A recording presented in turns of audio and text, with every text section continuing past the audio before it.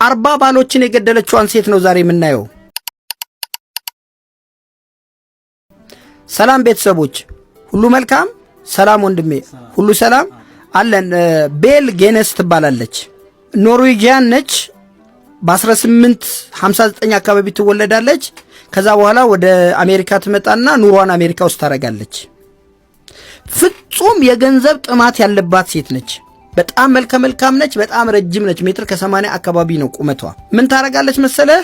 በአገሪቷ ያሉ ታዋቂ ሀብታም ሰዎችን ታድናለች።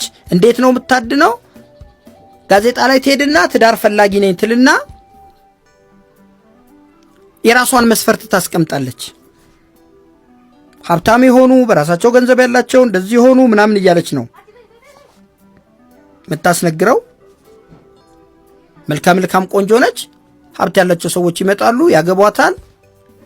ባልታወቀ ሁኔታ እነሱን ትገላለች። የምትገለው በተለያየ መንገድ ነው።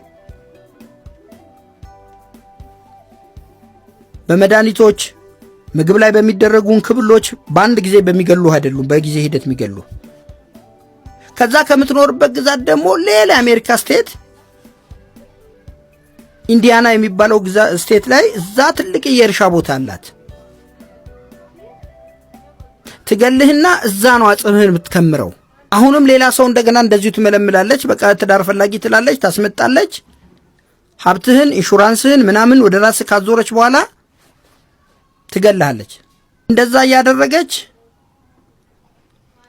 እስከ 1908 ድረስ በዚህ ሁኔታ ውስጥ ትቀጥላለች። 1908 ላይ እዛ ኢንዲያና የሚባለው ግዛቷ ላይ እሳት ይነሳና ቤት ውስጥ 3 ሰዎች ይሞታሉ። 2 ልጆቿ ናቸው፣ አንድ እሷ ነች።